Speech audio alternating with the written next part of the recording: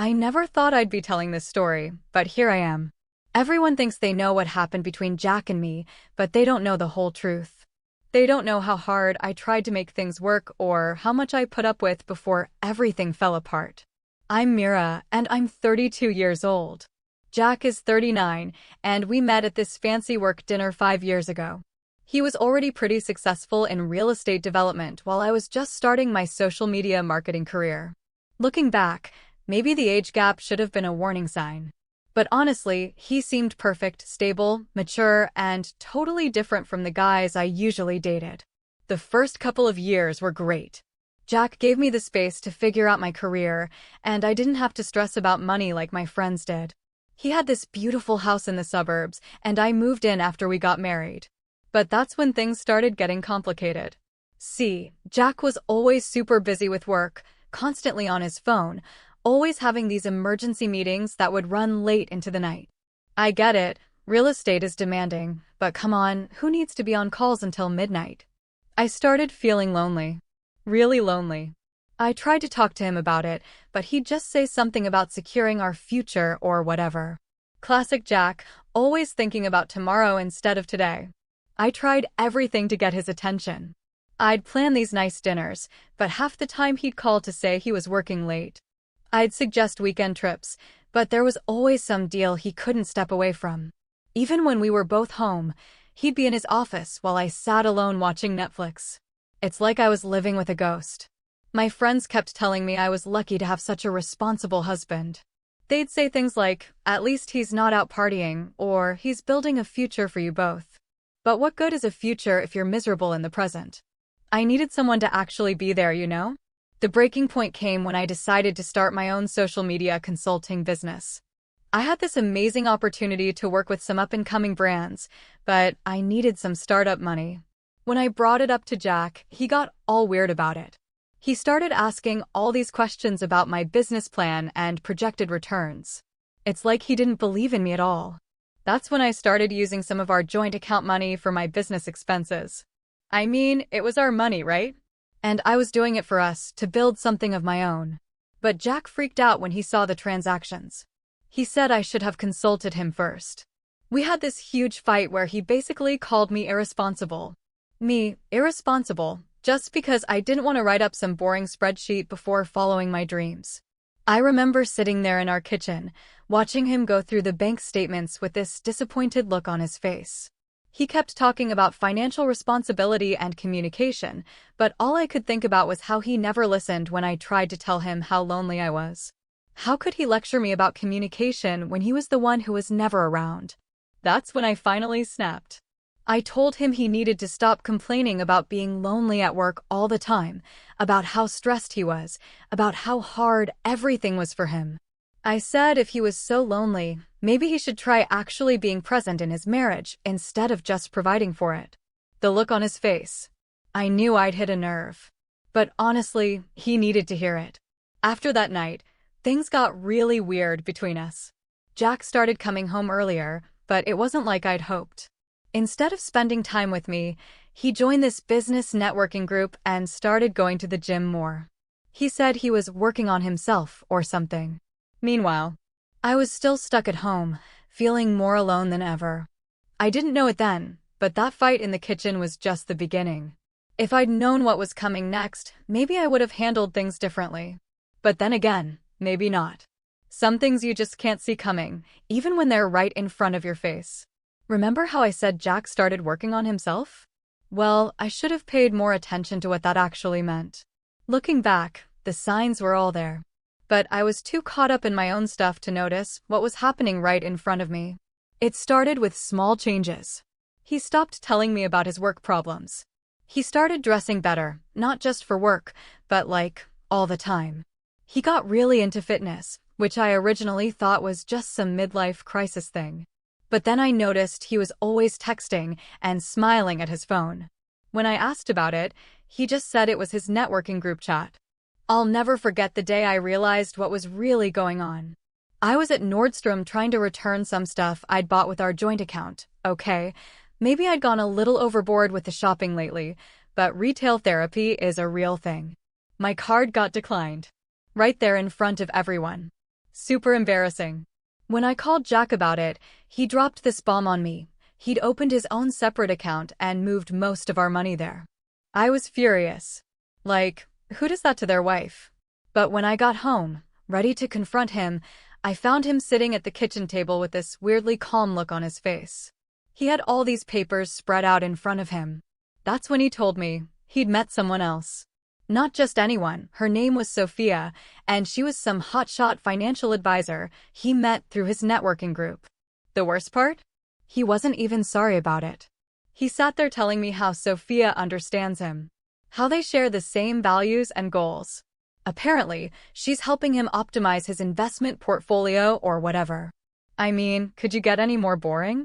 But the way his face lit up when he talked about her, I'd never seen him look like that when talking about spreadsheets before. I tried pointing out how this was totally his fault. If he hadn't been so obsessed with work, if he'd actually been there for me, none of this would have happened. But he just looked at me with this sad smile and said, "Mira, I was lonely because you never took my concerns seriously. When I talked about work stress, you dismissed it. When I worried about our spending, you called me controlling. Sophia actually listens. Can you believe that? He's trying to pin this on me. Sure, maybe I wasn't always super interested in hearing about his work drama, but that's because it was always the same thing. And yeah, maybe I spend a bit too much sometimes, but I was just trying to make our home nice and build my business. It's not my fault he couldn't see that." The real kicker? Apparently, they'd been dating for 2 months. 2 whole months. While I was sitting at home feeling guilty for using our joint account to fund my business, he was out there having dinner with his financial fairy godmother. He even said she's been helping him set boundaries and prioritize his happiness. Since when did Jack care about any of that self-help stuff? Now he's talking about divorce. Says we want different things in life. That we have incompatible financial values. He's using all these fancy therapy words, probably stuff Sophia taught him. And get this, he's actually happy. Like, genuinely happy. I see his posts on LinkedIn, yeah, I still check, sue me, and he's got this whole new life. He's speaking at business conferences, started some investment club, and Sophia is always there in the photos, looking all polished and professional. Meanwhile, I'm stuck trying to figure out how everything went so wrong. My business isn't doing great. Turns out you need more than just good ideas and Instagram filters to make money. Most of my friends are taking his side, saying I should have seen this coming. Even my sister, who's usually on my team, said maybe I should reflect on my choices. As if I'm the one who threw away 5 years of marriage for some woman who probably color codes her closet. I keep thinking about that night I told him to stop complaining about being lonely. I didn't mean for him to go find someone else, I just wanted him to be present in our marriage. But instead of fixing things with me, he went and built this whole new life without me. And the worst part? He seems better off now than he ever was with me. Everyone keeps telling me I need to move on and focus on myself. But they don't get how impossible that is when your whole life is falling apart. The divorce papers came last week. Jack's lawyer, who's probably another one of Sophia's friends, sent this whole folder of documents showing every purchase I made with our joint account. They're trying to use my financial irresponsibility against me. Like buying nice things for our home was some kind of crime. I had to move out of our house. Well, technically I didn't have to, but I couldn't stand being there anymore. Everything reminded me of how different things are now. I'm staying in this tiny apartment that costs way more than it should. My business is basically dead. Turns out most of my clients were Jack's contacts who only felt bad for me. I tried reaching out to some of them, but apparently they're all working with Sophia's marketing person now. How convenient. The worst part is seeing them everywhere, not just on LinkedIn anymore. They're all over our local business community. Jack and Sophia hosted this huge charity gala last month. The theme was financial literacy for youth, or something equally pretentious. Everyone who was anyone was there, including most of our old friends. I wasn't invited, obviously, but I saw all the photos. Sophia wore this gorgeous designer dress that probably cost more than my rent. She looked annoyingly perfect standing next to Jack while he gave some speech about empowering through education. I ran into them at Riverside Cafe the other day, my favorite breakfast spot, by the way, which they've apparently claimed as their territory now. Jack looked different. Not just healthy and well-dressed, but lighter somehow. Like all the stress I supposedly caused him just vanished. They were having this intense discussion over their laptops, probably planning their next power couple move. Sophia saw me first. And you know what she did? She smiled. Actually smiled at me. Like she felt sorry for me or something. I couldn't help but notice the giant ring on her finger. Apparently, they're engaged already. The ink on our divorce papers isn't even dry, and he's already planning his next wedding.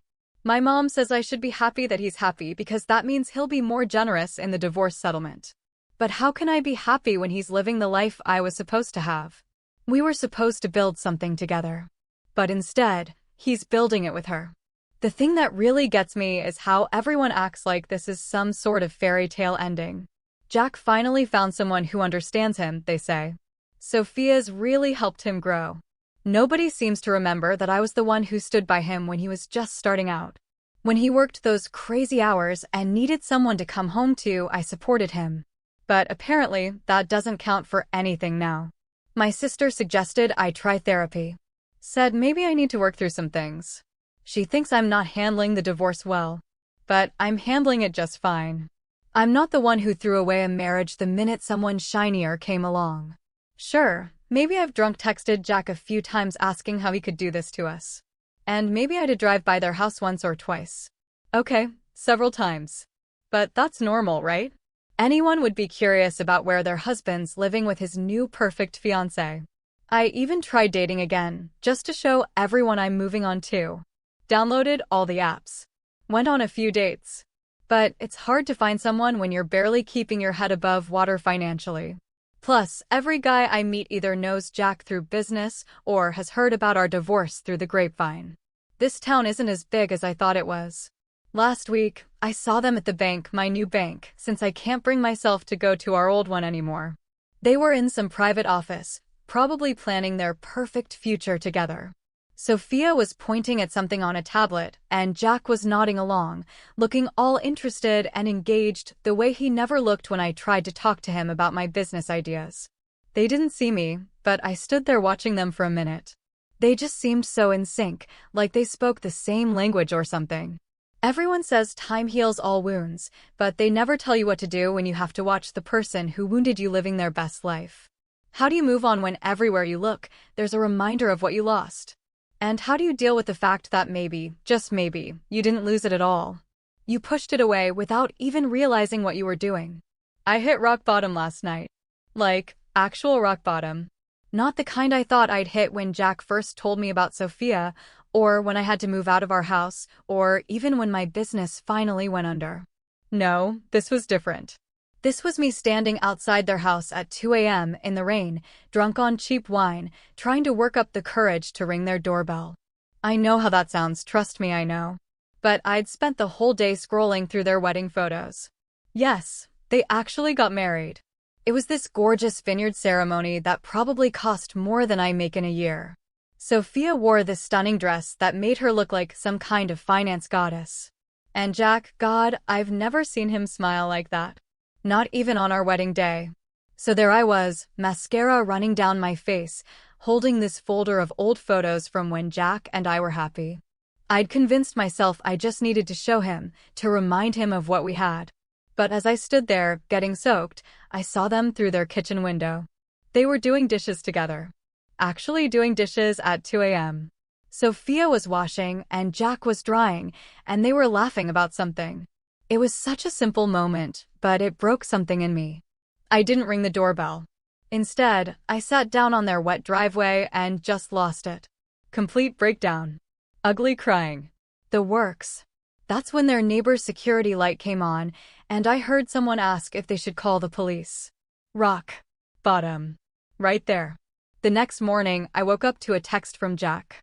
Turns out their neighbor had sent them security camera footage of my little driveway breakdown. I expected him to be angry, maybe even file a restraining order. Instead, he asked if we could meet for coffee. Not at our usual spots, but at this new place across town. I almost didn't go. The thought of facing him, especially knowing he'd seen me at my absolute worst, made me want to move to another country. But something about hitting rock bottom makes you brave. Or maybe just too exhausted to keep running. When I got to the coffee shop, Jack was already there. No Sophia this time, thank God. He'd ordered my usual drink, oat milk latte with an extra shot. After everything, he still remembered how I take my coffee. That small detail nearly set me off crying again. "Mira," he said, and his voice was gentle in a way that made everything worse. "We need to talk about what happened last night." He wasn't angry. He wasn't even disappointed. He just seemed concerned.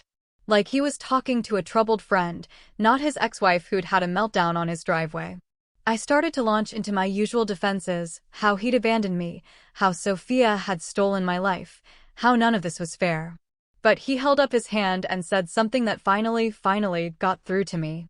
"You told me to stop complaining about being lonely," he said quietly. "But you never actually heard me when I tried to tell you why I was lonely. I needed a partner, Mira. Someone who would take our future as seriously as I did. When I talked about work, I wasn't just complaining, I was trying to share my life with you. When I worried about our spending, I was trying to protect our future. But you treated me like I was the enemy." I wanted to argue, but the words stuck in my throat. Because sitting there, looking at the man I'd married, the man who now seemed so different, and yet exactly the same, I started to see things I'd been blind to before.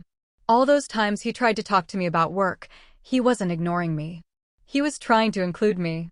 Those conversations about budgets and spending, they weren't about controlling me. They were about building something together. Even his late nights at the office weren't about choosing work over me. He was trying to secure a future I kept spending faster than he could save for.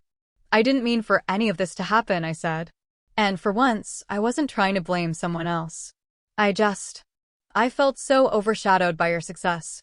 I wanted to prove I could build something too." Jack nodded. "I know. And maybe I could have supported your dreams better. But Mira, you didn't want support. You wanted a blank check.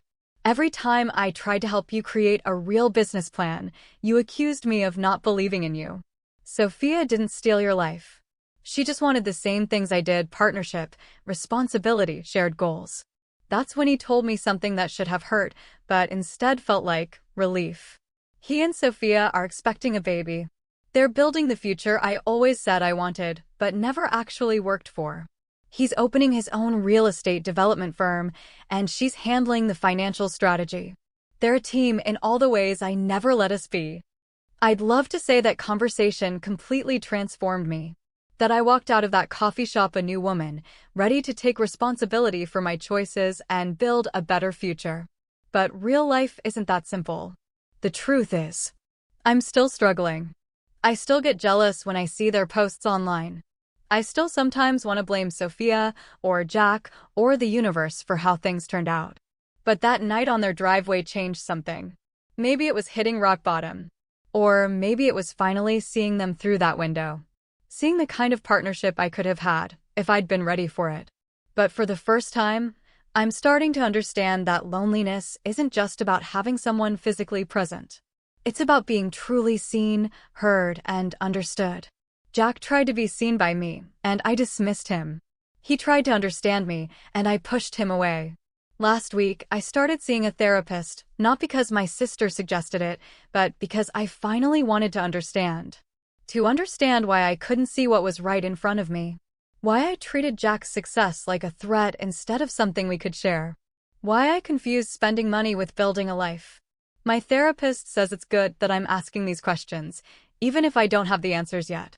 She says rock bottom can be a foundation if you let it. I'm not sure I fully believe that yet, but I'm trying. I deleted the security camera footage from my phone. Yes, their neighbor sent it to me too, probably as a wake-up call.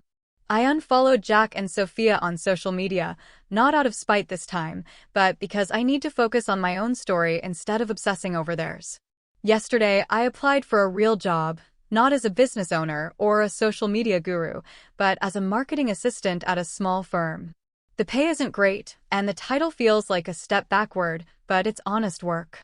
My new boss actually asked me to create a content calendar and track ROI metrics.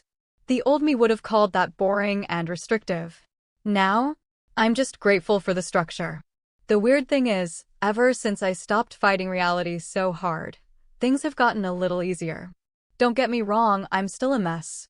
I still cry sometimes when I drive past our old house. I still have moments where I want to text Jack and beg him to remember what we had. But those moments are getting fewer and farther between. I told him he should stop complaining about being lonely. And now, he's found happiness without me. The irony isn't lost on me. But maybe, just maybe, it's time for me to stop complaining too. To stop blaming everyone else for my loneliness. To start building the kind of life that could attract the kind of partnership I say I want. It's not a fairy tale ending. There's no Prince Charming waiting to rescue me. No magical transformation to undo my mistakes. Just me. Finally starting to face reality, one therapy session and one spreadsheet at a time. And honestly, maybe that's exactly the ending I need.